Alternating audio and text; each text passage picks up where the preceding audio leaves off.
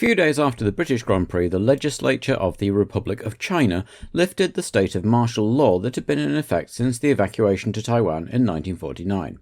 Since the death of Chiang Kai-shek in 1975, Taiwan had slowly been becoming more liberal, and public reaction to revelations of a massacre of Vietnamese boat people by Taiwanese soldiers in March 1987, among other things, prompted President Chiang Ching-kuo, son of the old general, to announce the end of martial law and begin to move towards democracy. Over in the US, the economic boom continued despite many social problems in the major cities, and on the 17th of July, the Dow Jones closed above the 2,500 mark for the first time in history. Across the pond in the UK, unemployment continued to fall, dipping below 2.9 million, while British Airways and British Caledonian Airlines merged in a deal worth £237 million. And in exclusive Knightsbridge, one of the largest bank robberies in history took place, orchestrated by Valerio Vici, already wanted back home in Italy for 50 armed robberies. He and his accomplices held up a safe deposit box centre at gunpoint and left with an estimated £60 million worth of valuables, bonds and other booty. A bloody fingerprint was enough to identify Vici, but he had already fled to South America, only to be arrested when he returned later to arrange for the shipping of his Ferrari Testarossa. In 2000, he was killed in a shootout with police while on day release from prison. In the meantime, many of the Formula One teams headed to Hockenheim early for a bit of mid-season testing. Ayrton Senna had a major smash when a rear tyre failed at over 300 km an hour and pitched him straight into a wall, demolishing his Lotus so comprehensively that the team couldn't find all the bits, which had spread themselves among the trees. In the circumstances, it was difficult to say exactly what had caused the crash, but it was suggested that the active suspension system might have kept the affected wheel at the usual ride height and masked the problem until Senna tried to turn. If so, that was a potential black mark against the system, but in the meantime, just to be on the safe side, Goodyear flew a completely new batch of tyres out from Akron to West Germany for the race weekend. It was the 25th anniversary of the debut of the Brabham team, with Black Jack Brabham driving his own car at the Nürburgring in 1962, but the current owner, Bernie Ecclestone, was rumoured to be looking for a buyer, as his duties with the FIA took up more and more of his time. One rumour even suggested that Atletico Madrid might be interested. Bernie was typically cryptic in his conversation with Murray Walker. I think they're rumours. You think they're rumours? Yeah. But you're not saying for sure? I've not heard of them, so they must be rumours.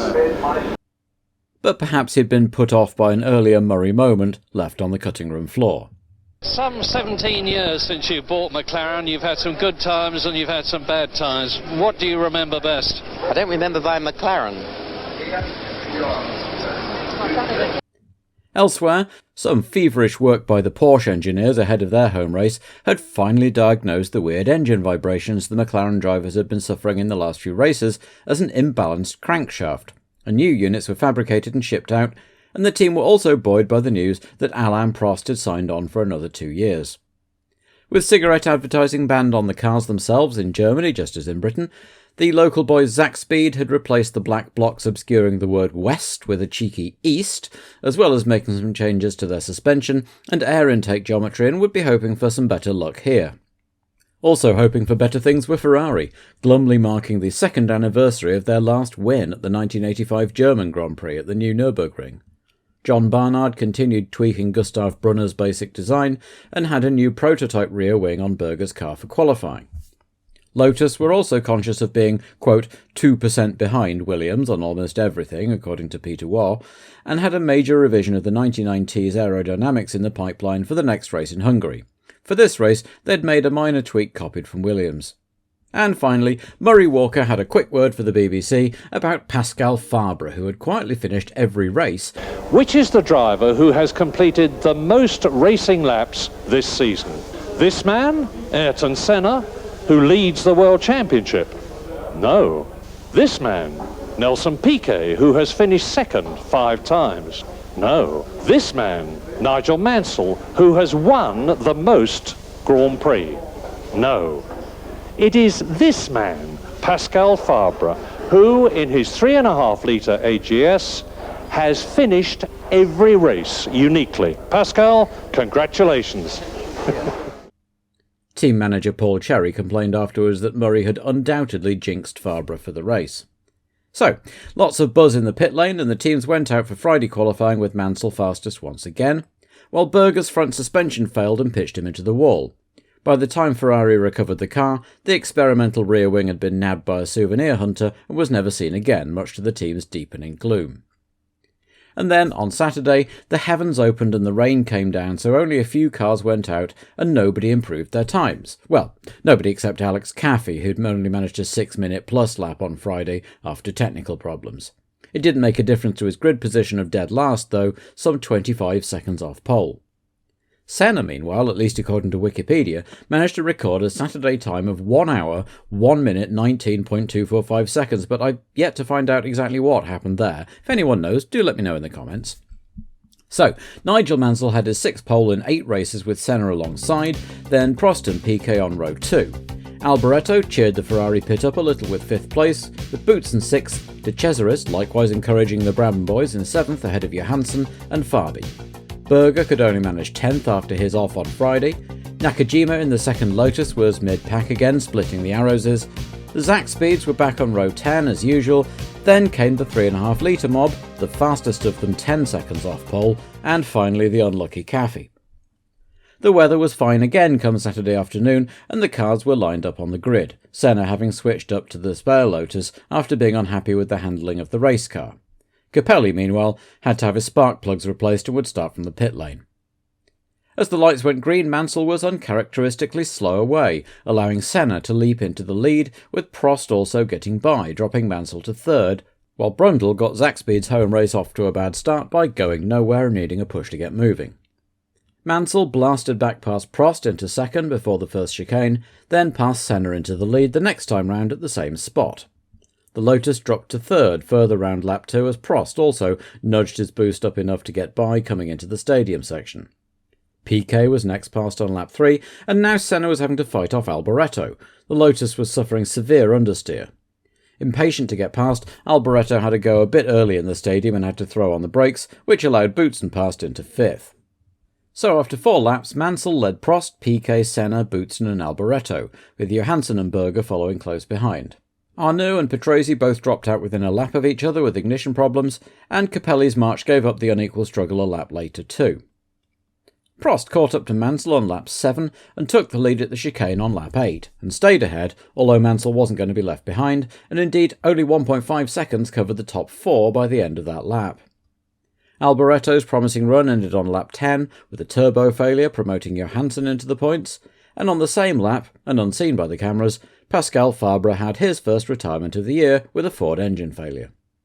By this time, the leading 4 had split into pairs of Prost Mansell and Senna Piquet, and were all playing the long game and seeing what happened with tyre stops, as well as husbanding their own fuel and tyre situations. Brabham continued not looking like a brilliant investment as Andre de Cesaris pulled to another smoking stop, and Zach Speed wheeled Brundle's car into the garage to tinker with it, though he would eventually get going again. Prost was among the backmarkers now, and finally managed to put a bit of road between himself and Mansell, who was held up by the duelling Tyrrells.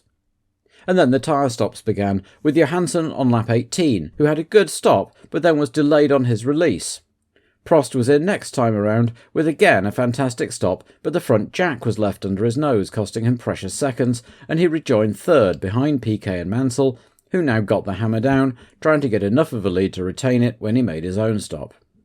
Another woeful weekend for Ferrari was ended on lap 19 when Berger had another engine failure, both drivers now racking up 5 failures to finish in 8 races. Piquet made his stop, not quite as quick as McLaren, but at least the Williams team didn't leave the jack in the way. Dano was next in, also having his engine cover taken off for repairs, but in this case it was terminal, a half-shaft failure, not a good race for the local boys. So on half-distance, lap 22, Mansell, having not stopped, led Prost by about 18 seconds, with Senna 3rd having also not stopped so far, Boutsen 4th and being caught by a flying Piquet, and Johansson back into 6th after his stop. Nigel made his stop at the end of that lap, allowing Prost to go through, having extended his lead to some 5 seconds. So, just as at Silverstone 2 weeks earlier, Mansell was now chasing the lead, only this time the crowd weren't on his side, but were cheering on Prost with his Luxembourg-badged German engine. Derek Warwick's US-badged German engine had had enough on lap 23, or rather the turbocharger had, and turned his arrows into a portable barbecue. An unhappy Senna made a second stop to have his active suspension checked, finding his ride a bit odd after the tyre stop. A 5.48 second stop would have been pretty impressive if they'd actually changed the tyres. And then Mansell's pursuit was done, with a seized engine, and Nannini's engine blew in sympathy, so Piquet was now second by over half a minute and had driven most of the race so far with a broken readout in his cockpit. Senna was back in again, this time to have his front wing adjusted, as Boutsen also came in with a dodgy-sounding Ford and ended up retiring. All of which put Johansson up to third on lap 27, with Senna now lapped, still fourth. Ghinzani was having an unusually good day in the Ligier and was now up to fifth, with Streff into the points and leading the 3.5 litre category just ahead of his Tyrrell teammate Palmer. Prost's big lead meant that he could now dial back the boost and concentrate on getting his car home, and not running out of fuel like last year, with Jackie Stewart's record still tantalisingly unbroken. The Scot himself was not at the race, so it would just be typical if this was where it happened. In fact, Prost was still pulling out a lead over Piquet, who was having to drive more carefully without a fuel readout. Adrian Campos had made his way up to 8th thanks to all the attrition, which was the highest he'd ever been, before his own Motori Moderni engine made a noise like a bag of rocks and he turned in to retire. With 12 laps to go, in fact there were only 9 cars still running, and a lap later there were 8, as Ghinzani's hopes of a second career points finish came to naught with another Megatron BMW failure. Piquet's video screen by now had come back on again, and he was able to see that he had plenty of fuel left and speed up again. But he had a lot of work to do in the remaining laps, still nearly 30 seconds behind.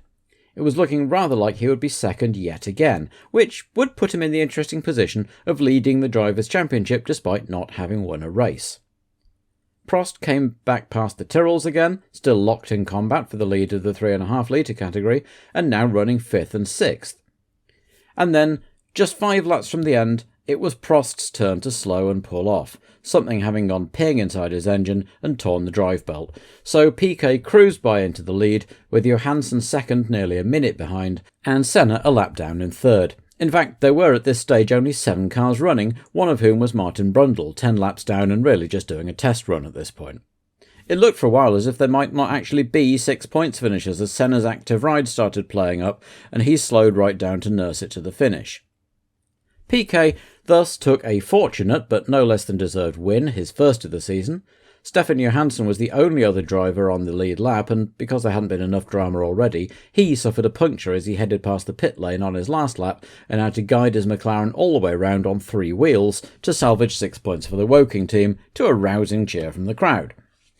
Piquet gave Prost a lift back to the pits, as Senna trailed in a lap down in third, with 4th, 5th and 6th places filled by 3.5 litre cars in the shape of Streff, Palmer and Alliot, the latter scoring the Larousse team's first ever point.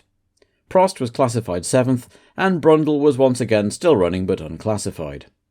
So, at the halfway point of the season, Piquet now led the drivers' table with Senna second, then Mansell, who'd won the same number of races as the 2 Brazilians put together, in third, and Prost 4th, while Williams still had a handy lead in the constructors' race.